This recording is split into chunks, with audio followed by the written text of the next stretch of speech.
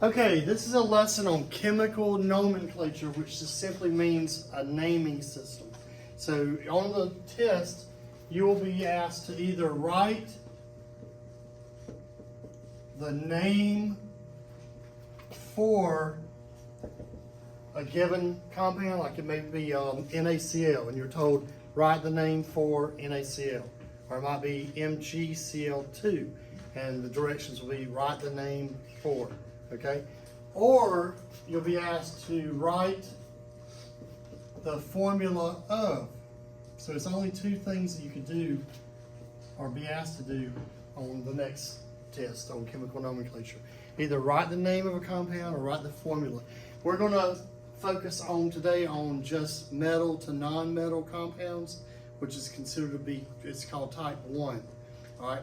So just keep in mind on the test, it would be write the name of or write the formula of. All right? So we have three types of nomenclature. Type 1, type 2,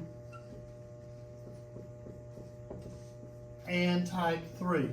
This video, I'm just going to simply introduce each type to you by definition. What is type 1, what is type 2, what is type 3.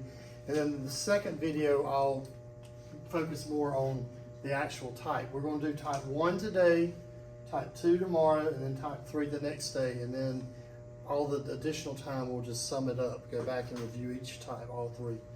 All right? Type 1 is just metals to nonmetals. So anytime it's a metal joined to a nonmetal, it's type 1 nomenclature that we're looking at. Metals are to the left of the zigzag line on the periodic table, so anything, aluminum, magnesium, sodium, those are all metals.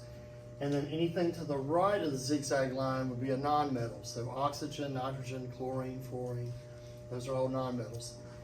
Type 2 deals with transition metals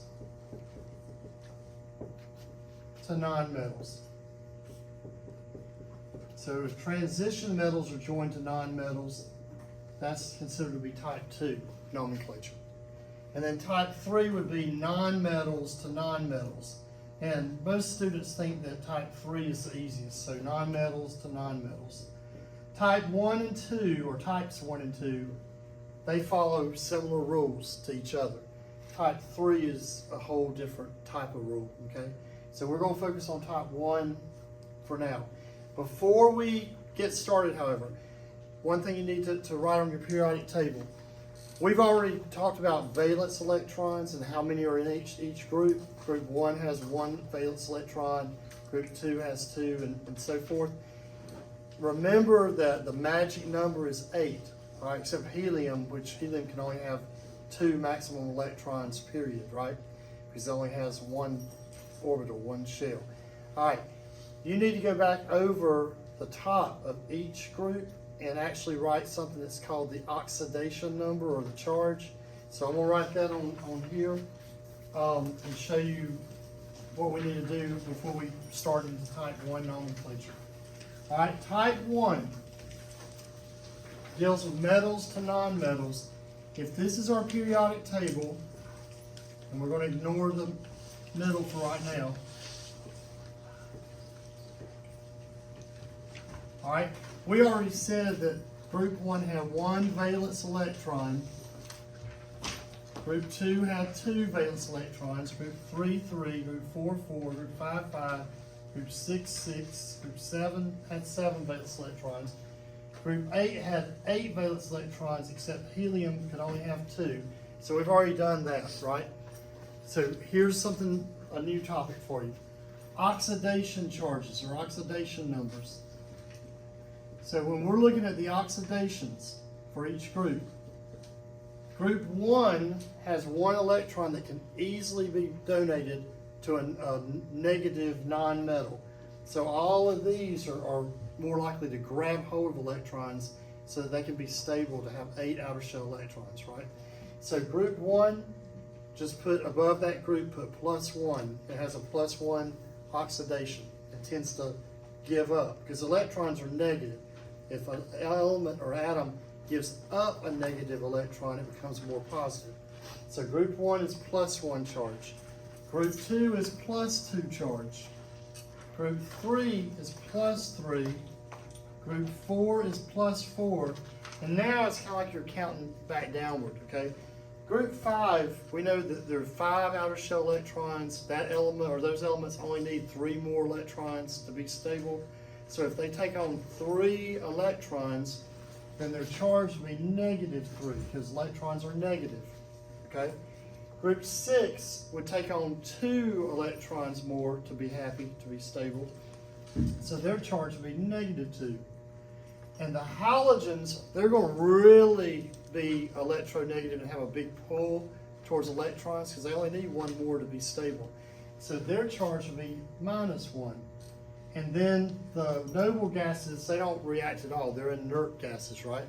So their charge is always 0. So commit those numbers to memory. So make sure you know group 1 is +1 charge. Group 2 is +2. Group 3 +3, and so on. All right, so it counts +1, +2, +3, +4, -3, -2, -1, and 0. Later on, we'll see how this group 4 can be +4 and also -4. It could take on 4 or it could give up 4 electrons. Depends on what it's bonding to. But for right now, we're going to say +4 or it's doing type 1 nomenclature.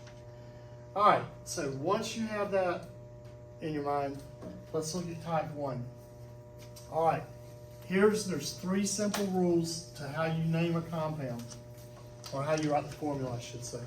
If we're going to write formulas for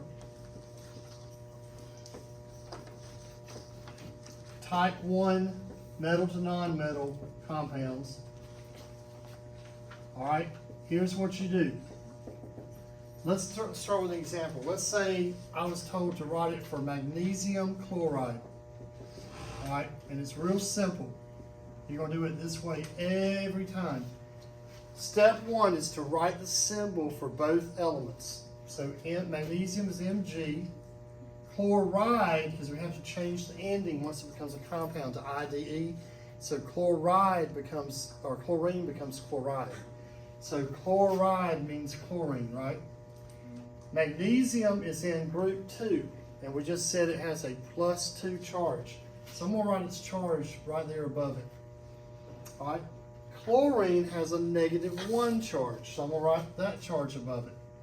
So I wrote the symbol first.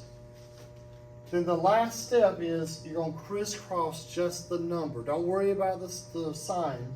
Don't pull the plus and the minus down, but just crisscross the number. And I don't need to write a 1 because 1's understood. If magnesium, if there were a 1 there, we can see there's 1 magnesium. You don't ever write a 1, all right? Just like you don't ever see sodium chloride written Na1Cl1, it's just NaCl. So it's Mg, and that 2 drops down, so it's Cl2. So in order for magnesium chloride to always be that, for magnesium chloride to be magnesium chloride, that's the only formula it can ever have. It's always MgCl2. If it had any other formula, it's not going to be magnesium chloride. Okay? So what did we do? We wrote the symbol, wrote the charge, and crisscrossed the number. And that's it. All right? One last rule for type 1 is if you can simplify those subscripts, you have to simplify. So let's say we had magnesium oxide.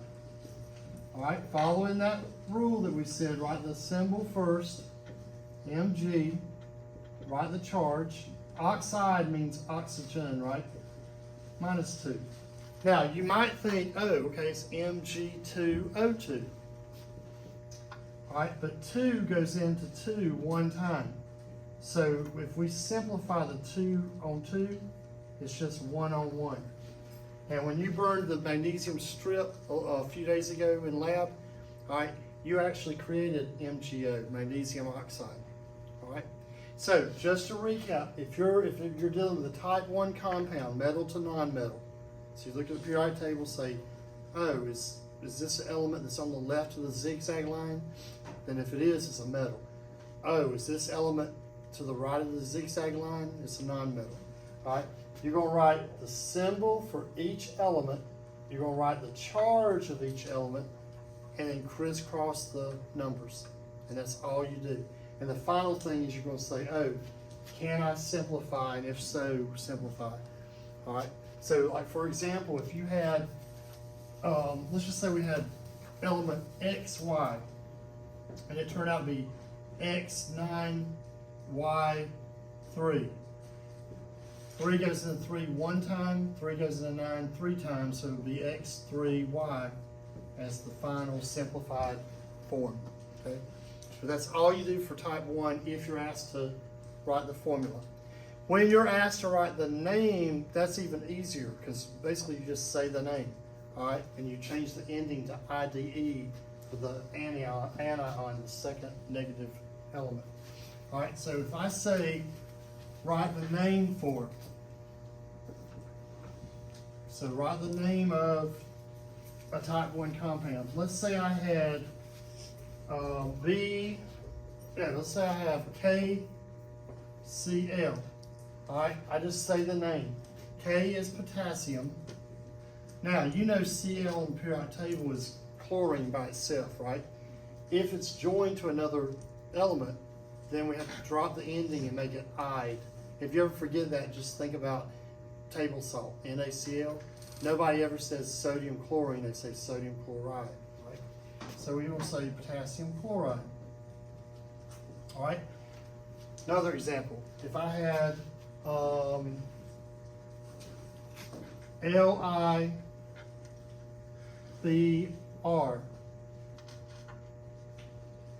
yeah, LiBr, and that's it.